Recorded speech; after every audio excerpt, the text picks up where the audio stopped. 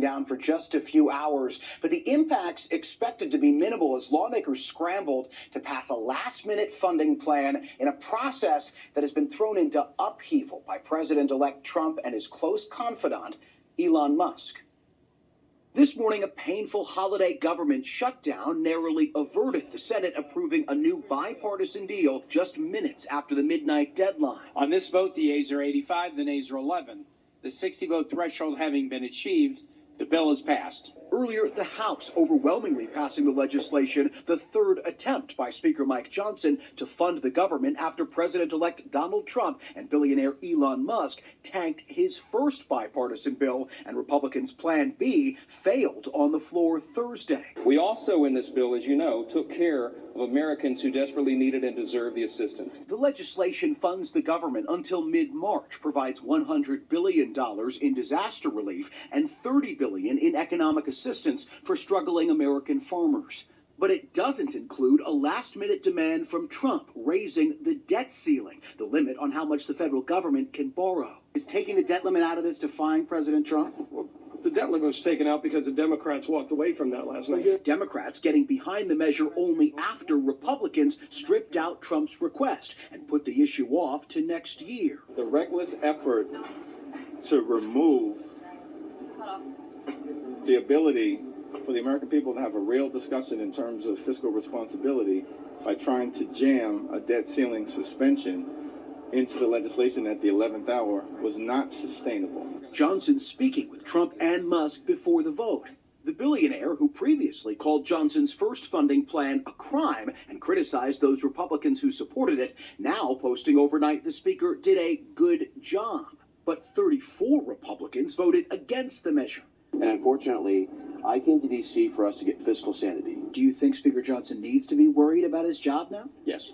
An averted shutdown means millions of government employees won't have to go without a paycheck over the holidays, including military families like Sarah Strader's. It doesn't remove the stress and the anxiety. If you've lost our trust that you will do your job the first time, how are we supposed to trust you'll do it the next time?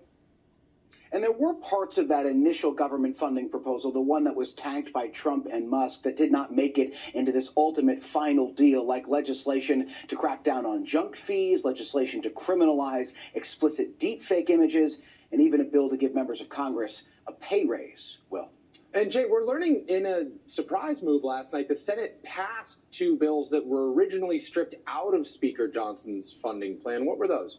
Yeah, the first was to transfer ownership of RFK Stadium in Washington, D.C. from the federal government to D.C., which wants to build a new venue on that site and possibly draw the Washington Commanders back to their old stomping grounds. The Senate was able to do that by acting on old legislation that had already passed the House in order to pass that, and also $100 million in childhood cancer research, which had also been stripped out of that funding plan.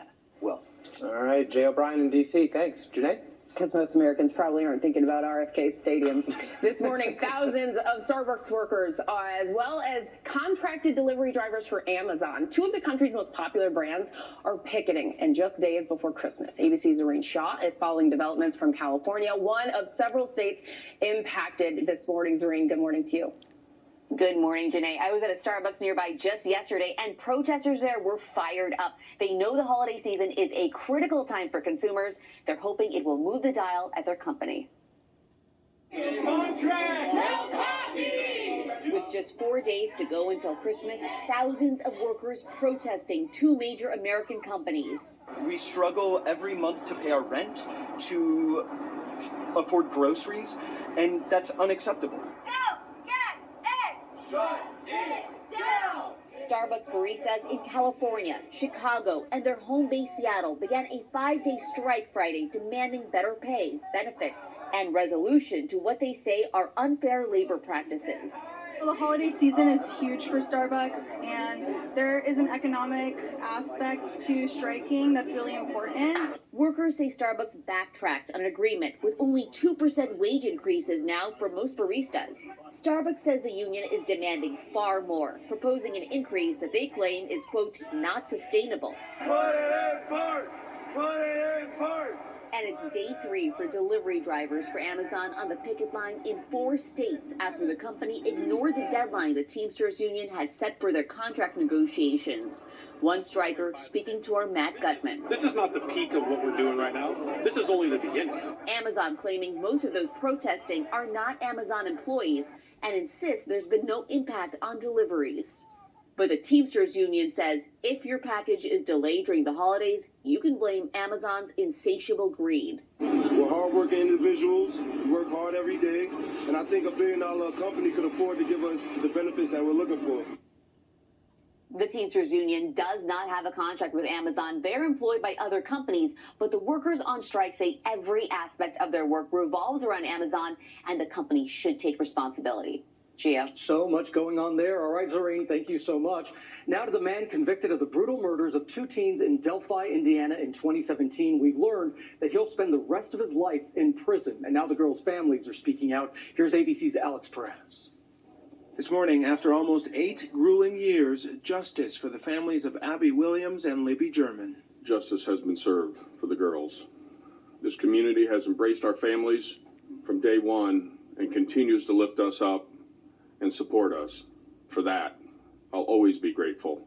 Richard Allen, the man convicted of brutally murdering the 2 friends, sentenced to the maximum, 130 years in prison.